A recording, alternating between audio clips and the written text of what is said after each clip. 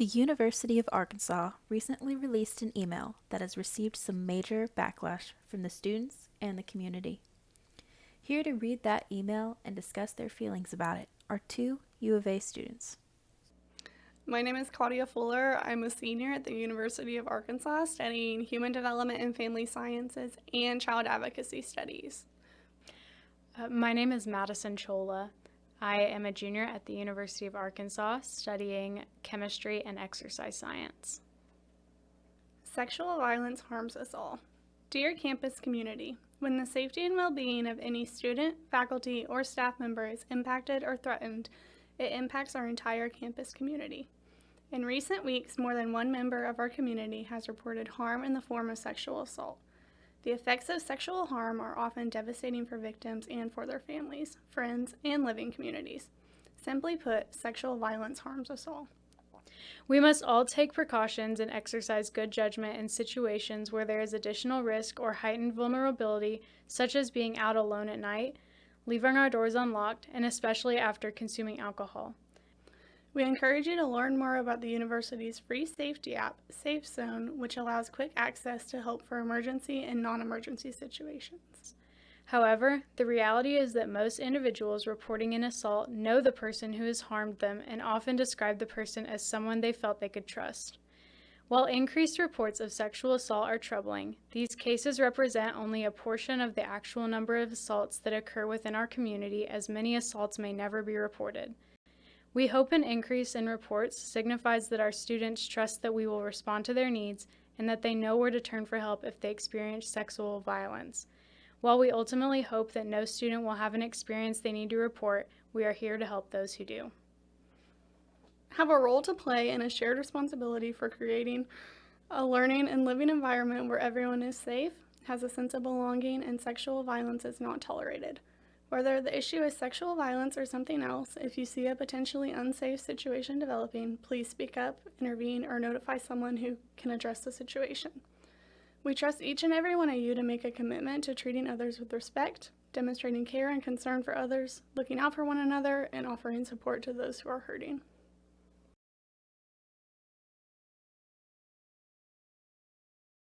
Honestly, as soon as I received the email, I knew that it wasn't going to be worth my time to even read it. So personally, I didn't read it until I saw all of the traction that it was getting on Twitter by different accounts that were basically ripping it apart, which, to be fair, it should have been ripped apart. So yeah, I had a very negative reaction, and I still do, just because I know so many people on the campus who have been sexually assaulted, and they have reported it and have not received any help or feedback, and their perpetrators have not received any repercussions either. At first, I would say I was optimistic because I think within the past 2.5 years of going here, they've only addressed it maybe one other time. And so I was kind of excited to see them standing up and saying something until I read further into the email and realized that some of the language used really was not beneficial at all, and it made the entire thing negative when it probably should have been and was meant to be positive.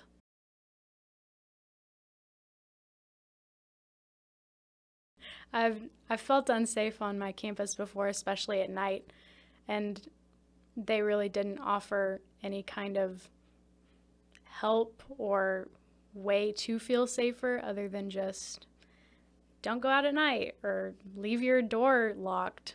There really wasn't anything about it that I felt promoted actual safety.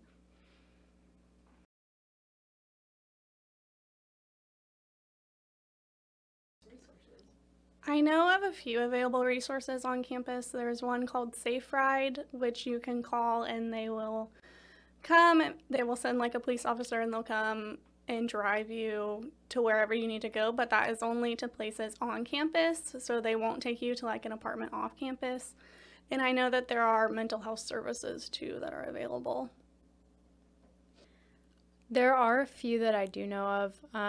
Obviously, there's the Title IX office, which you're meant to go through. That's what they want you to go through. And they have signs up in at least the women's bathrooms with phone numbers and things like that. And police hotlines, but other than that, there's really not much talked about. If there are other resources, I don't really know about them.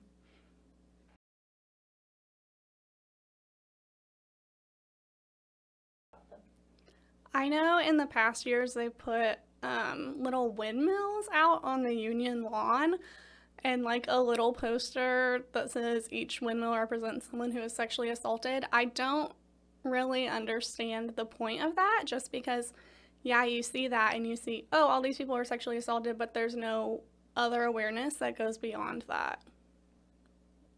The things that they have done so far have not been beneficial, I would say. They, at the beginning of the month, tweeted that they would ring the Old Main bell every 73 seconds on each Wednesday, which really does nothing other than bring more noise to campus for an hour. And I understand that the 73 seconds is every 73 seconds someone is assaulted, but that's not really raising awareness, and it's not bringing education to people. There was a thing a few weeks ago in the Union where they had a fake tree with leaf-shaped Post-it notes that you wrote your definition of consent on, but with no real other education. So really there's not much they've been doing that's actually been beneficial to the community that I can see. Soon after receiving all of the backlash, the university released a statement addressing the issues. We appreciate the feedback received from our campus community about the message sent yesterday afternoon. The intention of the message was to provide awareness of sexual violence and available resources. Despite the best of intentions, we recognize that the message had unintentional effects on many, and for that we apologize. Never would the university want anyone to feel responsible for a crime committed against them. The university strongly condemns sexual violence, has serious policies to address sexual violence, and processes in place for reporting and investigating instances of sexual violence. The university also provides resources of support and advocacy for individuals who have experienced sexual violence. As a university, we can, should, and will do better moving forward. After reading the statement released by the University of Arkansas, Claudia and Madison discussed their feelings regarding the statement. I feel like the statement that they put out was really more of a cover-up for the previous statement. It didn't feel sincere. It just felt like they were sending it out because they felt like they had to because of the backlash that they received. I honestly don't believe anything in that statement. I don't think that they would really follow the protocols that are set in place if it came down to it for me. I think it was just, in a way, something to cover up what they had done. They tried to address it, but it really still never made up for what they had originally said. They claimed to have all these resources, and yet everyone on campus knows that when you try to use them, nothing really ever gets done after you report a case. So it's frustrating to hear them talk about and almost brag about all of these resources they have when you do use them, they're really not going to help you at all.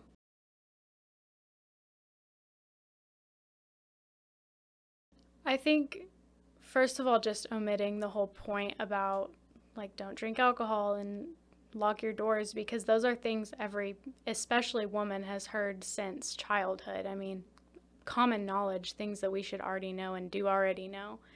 And so reiterating them, and then in the next statement saying, but we also realize that people who are victims are victimized by people they know, like you're kind of negating the thing that you had just said. And so I think especially leaving out that one part and rephrasing pretty much the whole email would have done better than not addressing it or addressing it the way that they did.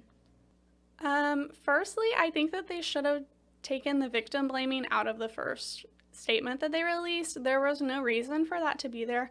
Everybody already knows the things that they said.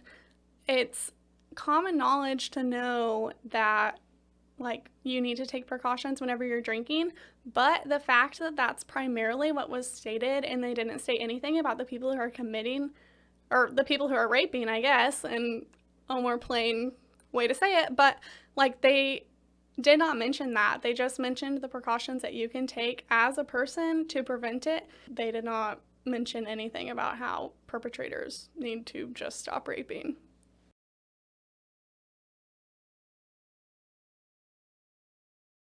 I mean, I probably do every single day. I go to Walmart at least once a week, and if I'm alone walking back to my car day or night, I always have my keys in my hand. I've got a little knife on my key ring that I have ready in my hands in case I have to stab somebody. I carry pepper spray on my backpack. I'm constantly looking around, making sure no one's following me. Those are just a few things I can think of. I take extra precautions all the time. As soon as I get in my car, I lock my doors. I don't like to travel anywhere at night by myself just for fear that something may happen to me.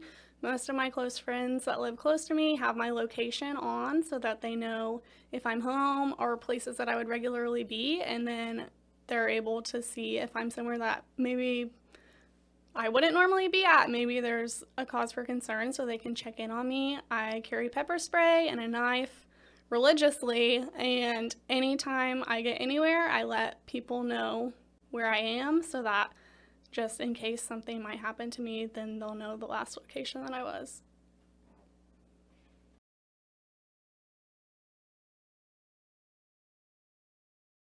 I just want to say that I think it's really good that this conversation has been brought up. Even though it wasn't in the best way, it's still a conversation that needs to be had. And I think that it really shows the power of the media, because if we didn't have Twitter and we didn't have Instagram, we didn't have these platforms to speak out against what was said, then nothing would have changed.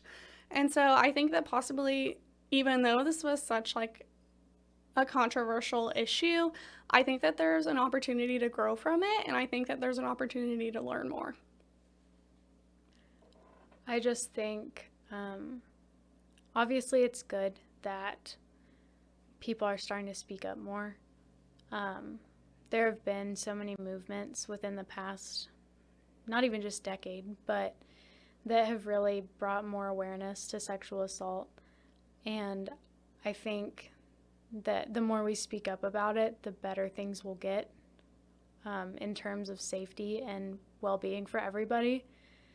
I just think that we need to have a better open conversation with people and bring more education. I think the education right now is lacking in that. Making people take like a 1-week course online that they can just click through and guess on the answers isn't helping anybody. We need real accredited education for incoming freshmen, and just help for all of the people who are survivors of sexual assault on campus and off campus. In an emergency, dial 911. For non-emergencies, call UAPD 479-575-2222.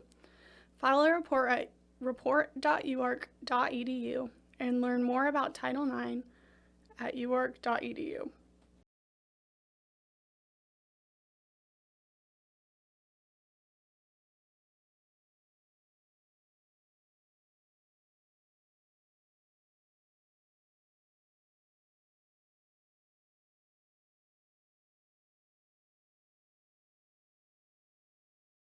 While no university can be perfect, it is important that they be careful about what type of language is used when addressing very sensitive issues. A little bit more consideration could have been put into the email that was sent out. Sexual assault is a very serious and a very common issue in today's society. We need to look out for one another, and most importantly, we need to believe and support those who have experienced sexual assault.